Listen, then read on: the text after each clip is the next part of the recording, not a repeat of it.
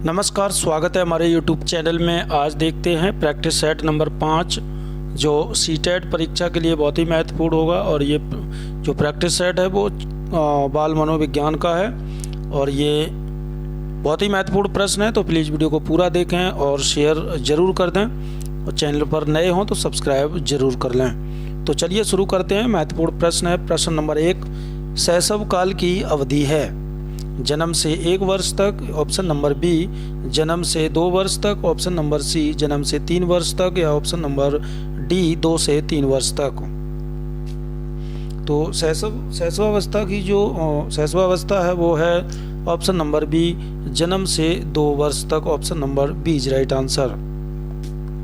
प्रश्न नंबर 2, पियाजे के अनुसार 2 से 7 वर्ष के बीच का एक बच्चा संज्ञानात्मक विकास की अवस्था में है। पूर्व संक्रियात्मक, औपचारिक संक्रियात्मक, मूर्त संक्रियात्मक या फिर संवेदी गतिक। तो पियाजे के अनुसार 2 से जो 7 वर्ष के बीच का जो बच्चा होता है उसका संज्ञानात्मक विकास होता है पूर्व संक्रियात्मक। Option number A is right answer. प्रश्न नंबर 3, विकास से की ओर बढ़ता है। तो विकास जो है वो सामान्य से विशिष्ट की ओर बढ़ता है। Option number A is right answer. प्रश्न नंबर 4, जब वयस्क सहयोग से सामंजस्य कर लेते हैं तो वे बच्चे के वर्तमान स्तर के प्रदर्शन की तरफ प्रगति क्रम को सुगम बनाते हैं। इसे कहा जाता है। तो इसे कहा जाता है ऑप्शन नंबर बी सहयोग देना। प्रश्न नंबर 5, नवीन जानकारी को शामिल करने के लिए वर्तमान स्कीम अवधारणा में बदलाव की प्रक्रिया कहलाती है। अनुकूलन, आत्मसात्करण या फिर समायोजन या फिर अहम केंद्रिता। तो 5 का सही उत्तर हो जाएगा ऑप्शन नंबर सी समायोजन कहलाता है। प्रश्न नंबर 6, मध्य बाल्यावस्था में भाषा के बजाय अधिक हैं अहम केंद्रित समाजीकृत या फिर समाजीकृत, सहम केंद्रित या फिर जीववादी समाजीकृत या फिर परिपक्व अपरिपक्व। तो 6 का सही उत्तर है ऑप्शन नंबर बी समाजीकृत और सहम केंद्रित। प्रश्न नंबर 7, बाल केंद्रित शिक्षा में शामिल हैं। तो बाल केंद्रित शिक्षा में शामिल होता बच्चों के लिए हस्तपरक गतिविधियां। Option number A is right answer. प्रश्न नंबर 8, कक्षा अध्यापक ने राघव को अपनी कक्षा में अपने कीबोर्ड पर स्वयं द्वारा तैयार किया गया मधुर संगीत बजाते हुए देखा। कक्षा अध्यापक ने विचार किया कि राघव में डैश वृद्धि उच्च स्तरीय थी, स्थानिक, शारीरिक, गतिबोधक, या फिर ऑप्शन नंबर सी संगीत में, या ऑप्शन नंबर डी भाषी। तो इसका सही उत्तर हो जाएगा उसकी जो राघव की जो बुद्धि स्तर है वो है संगीतमय। Option number C is right answer. प्रश्न नंबर 9, जब एक शिक्षक यह समझता है कि स्वाभाविक रूप से लड़के गणित में लड़कियों से अच्छे हैं, यह दर्शाता है कि अध्यापक नीतिपरक, लिंग, जेंडर या फिर पक्षपाती, या शिक्षाप्रद या फिर सही दृष्टिकोण वाला।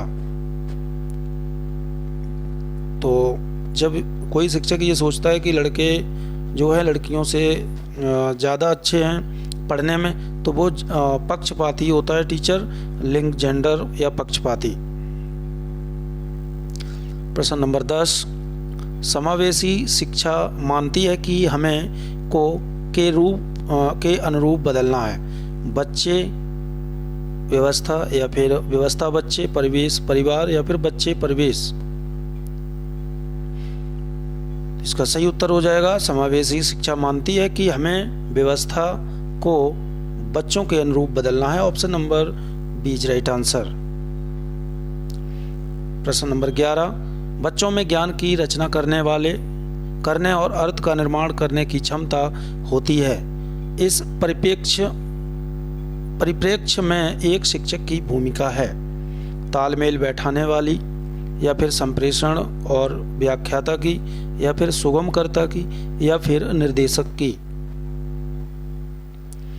तो इसका सही उत्तर हो जाएगा कि बच्चों में ज्ञान की रचना करने और अर्थ का निर्माण करने की क्षमता होती है। इस परिप्रेक्ष्य में एक शिक्षक की भूमिका होती है। ऑप्शन नंबर सी, सुगमकर्ता की। प्रश्न नंबर 12, इनमें से कौन सी विशेषता प्रतिभाशाली बच्चों की नहीं है? उच्चतर श्रेणी की मानसिक प्रक्रियाएं, या फिर ऑप्शन नंबर बी, उच्च आत्म क्षमता, या ऑप्शन नंबर सी, निम्न औसतीय मानसिक प्रक्रियाएं, या ऑप्शन नंबर डी, अंतर्दृष्टि पूर्वक समस्याओं का समाधान करना। तो इनमें से जो प्रतिभाशाली बच्चे की विशेषता नहीं है वो है ऑप्शन नंबर सी, निम्न औसतीय मानसिक प्रक्रियाएं। प्रश्न नंबर 13, कोहलबर्ग के सिद्धांत के पूर्व परंपरागत स्तर के अनुसार कोई नैतिक निर्णय लेते समय एक व्यक्ति निम्नलिखित में से किस तरफ प्रवृत्त होगा? तो अंतर्निहित संभावित दंड के प्रति। Option number is right answer.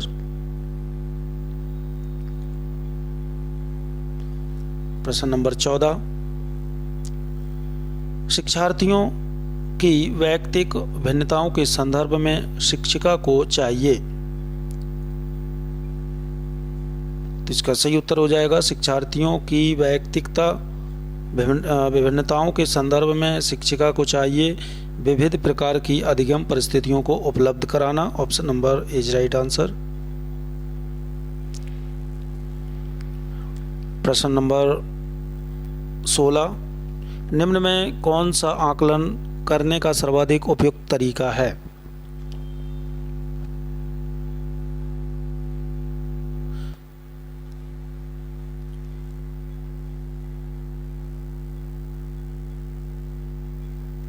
प्रश्न नंबर 15 रह गया था। प्रश्न नंबर 15, निम्नलिखित में से कौन सा बाल विकास का एक सिद्धांत नहीं है? तो इसका सही उत्तर होगा ऑप्शन नंबर डी, सभी विकास तथा अधिगम एक समान गति से आगे बढ़ते हैं। ये जो है बाल विकास का सिद्धांत नहीं है। प्रश्न नंबर 16, निम्न में से कौन सा आकलन करने का सर्वाधिक उपयुक्त तरीका है? तो सर्वाधिक उपयुक्त तरीका है आकलन शिक्षण अधिगम में अंतर्निहित प्रक्रिया। Option number B is right answer. प्रश्न नंबर 17, निम्नलिखित में से कौन सा सृजनात्मकता से संबंधित है? अपसारी चिंतन, अभिसारी चिंतन, सांवेगिक चिंतन, या फिर अहमवादी चिंतन? तो 17 का सही उत्तर हो जाएगा ऑप्शन नंबर ए, अपसारी चिंतन।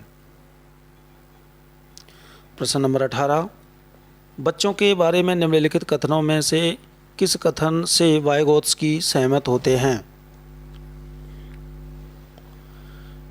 तो बच्चों के बारे में निम्न कथन दिए हुए हैं, इनमें से जो वाइगोत्स्की सहमत होते हैं वो है बच्चे समवयस्कों और वयस्कों के साथ सामाजिक अंतःक्रिया के माध्यम से सीखते हैं। Option number is right answer.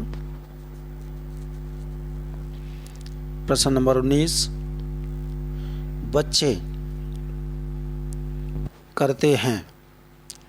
तो बच्चे जो हैं, बच्चे जिज्ञासु प्राणी होते हैं जो अपने चारों ओर के जगत को खोजने के लिए अपने ही तर्कों एवं क्षमताओं का प्रयोग करते हैं। Option number A is right answer. प्रश्न नंबर 20, बच्चों की त्रुटियों के बारे में निम्नलिखित में से कौन सा कथन सत्य है?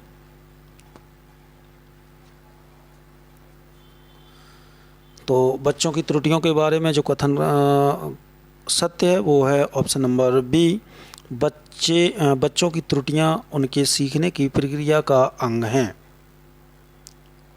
ये option number B is right answer. प्रश्न नंबर 21, अध्यापक को यह सुनिश्चित करना चाहिए कि उसकी कक्षा के सभी शिक्षार्थी अपने आप को स्वीकृत और सम्मानित समझें। इसके लिए शिक्षक को चाहिए कि वह अपने शिक्षार्थियों की सामाजिक और सांस्कृतिक पृष्ठभूमि की जानकारी प्राप्त करें और कक्षा में विविध मतों को प्रोत्साहित करें। Option number D is right answer. प्रश्न नंबर 22, सुरेश सामान्य रूप से एक शांत कमरे में अकेले पढ़ना चाहता है, जबकि मदन एक समूह में अपने मित्रों के साथ पढ़ना चाहता है।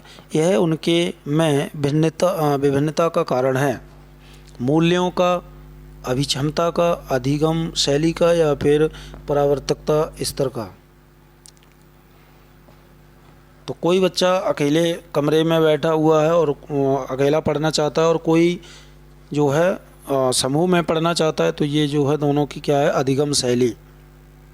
Option number C is right answer. अधिगम शैली का कारण है। प्रश्न नंबर 23, भारत में भाषिक विभिन्नता बहुत है। इस संदर्भ में विशेषकर कक्षा 1 व 2 के प्राथमिक स्तर पर बहुभाषिक कक्षाओं के बारे में सर्वथा उपयुक्त कथन है। तो इसका सही उत्तर हो जाएगा ऑप्शन नंबर सी, शिक्षक को सभी भाषाओं का सम्मान करना चाहिए और सभी भाषाओं में अभिव्यक्ति के लिए बच्चों को प्रोत्साहित करना चाहिए।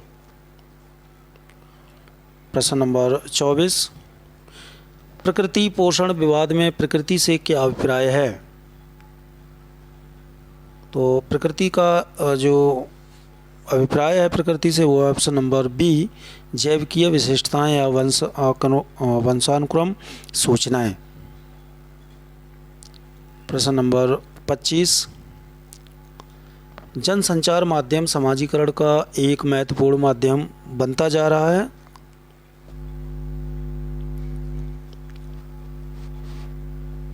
तो इसका सही उत्तर हो जाएगा ऑप्शन नंबर सी, जनसंचार माध्यमों की पहुंच बढ़ रही है और जनसंचार माध्यम अभिवृत्तियों, मूल्यों और विश्वासों को प्रभावित करता है।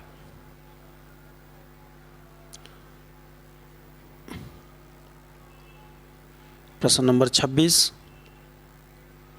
बच्चे किस प्रकार से सीखते हैं। नीचे दिए गए कथनों में से कौन सा कथन इस प्रश्न के विषय में सही नहीं है। तो इसका सही उत्तर हो जाएगा ऑप्शन नंबर ए, बच्चे केवल कक्षा में सीखते हैं। ये कथन सही नहीं है। सीखने के विषय में बच्चे तो कहीं पे भी सीखते हैं। प्रश्न नंबर 27, प्राथमिक विद्यालय शिक्षक को अपने शिक्षार्थियों को अभिप्रेरित करने के लिए निम्नलिखित में से किस रणनीति को अपनाना चाहिए। तो प्राथमिक विद्यालय के शिक्षकों को अपने शिक्षार्थियों को अभिप्रेरित करने के लिए जो रणनीति अपनानी चाहिए वो है ऑप्शन नंबर सी, कि बच्चों को उनकी रुचियों के अनुसार अपने लक्ष्य निर्धारित करने और उन्हें पाने के उद्यम में सहायता करना। प्रश्न नंबर 28, निम्नलिखित में से कौन सा समाजीकरण का एक प्रमुख कारक है। परिवार, कंप्यूटर, आनुवंशिकता या फिर राजनीतिक दल। तो इसका सही उत्तर हो जाएगा ऑप्शन नंबर सी, आनुवंशिकता। प्रश्न नंबर 29, बच्चों को समूह कार्य देना एक प्रभावी शिक्षण रणनीति है क्योंकि इससे शिक्षक का नाम कम हो जाता है, या छोटे समूह में कुछ बच्चों को दूसरे बच्चों पर हावी होने की अनुमति होती है, या फिर ऑप्शन नंबर सी, सीखने की प्रक्रिया में बच्चे एक दूसरे से सीखते हैं और परस्पर सहायता भी करते हैं, या ऑप्शन नंबर डी, बच्चे अपना काम जल्दी करने में समर्थ होते हैं। तो इसमें बताना है बच्चों को समूह कार्य देना एक प्रभावी शिक्षण रणनीति है क्योंकि। तो इसका सही उत्तर हो जाएगा ऑप्शन नंबर सी, कि सीखने की प्रक्रिया में बच्चे एक दूसरे से सीखते हैं और परस्पर सहायता भी करते हैं। तो ये थे दोस्तों महत्वपूर्ण प्रश्न अच्छे लगे तो प्लीज़ वीडियो को लाइक करें, शेयर करें, चैनल को सब्सक्राइब जरूर करें। Thank you.